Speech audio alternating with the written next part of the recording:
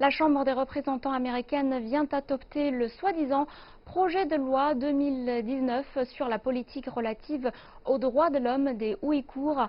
Ce projet de loi dénigre délibérément la situation des droits de l'homme dans le Xinjiang en Chine, décrédite les efforts déployés par la Chine en matière de déradicalisation et de lutte antiterroriste et s'attaque violemment à la politique du gouvernement chinois à l'écart du Xinjiang. Et pour en parler, nous recevons sur notre plateau Wang Botao, journaliste de CGTN français. Bonjour Botao. Bonjour Sarah. Et ce matin, le Conseil des affaires d'État de Chine a tenu une conférence de presse dans laquelle des dirigeants locaux de Xinjiang ont présenté le développement économique et social de la région. Et durant le week-end dernier, CGTN a diffusé 2 documentaires sur le combat contre le terrorisme dans la région de Xinjiang.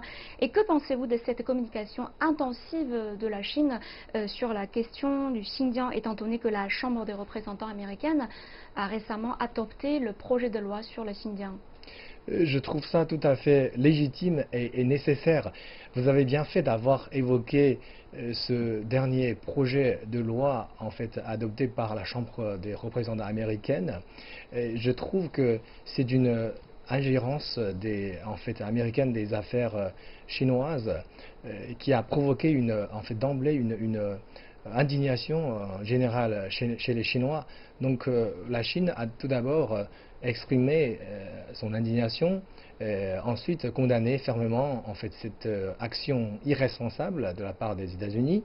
Mais maintenant, donc du coup, il est temps maintenant de faire parler les faits et de faire la lumière sur l'histoire de Xinjiang et surtout la vérité de Xinjiang qui est souvent masquée.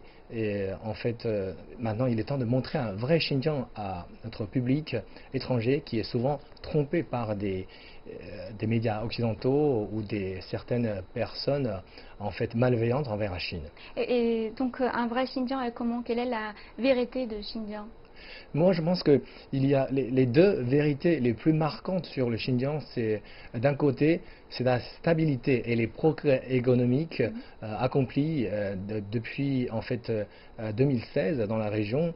Et de l'autre côté, c'est la menace terrible du terrorisme dans la région avant 2016. Malheureusement, ce sont les 2 vérités qui sont souvent négligées consciemment par certains médias occidentaux.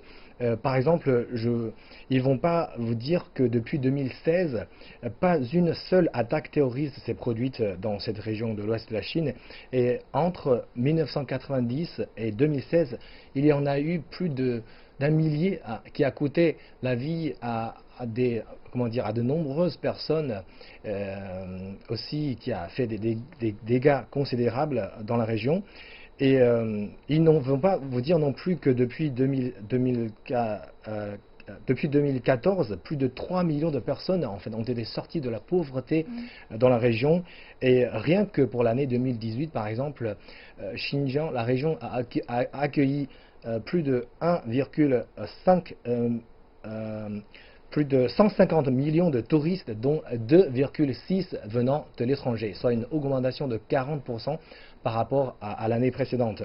Donc le niveau de vie aussi des habitants du Xinjiang s'est largement amélioré. Et malheureusement, tous ces faits ont été consciemment négligés par des médias occidentaux.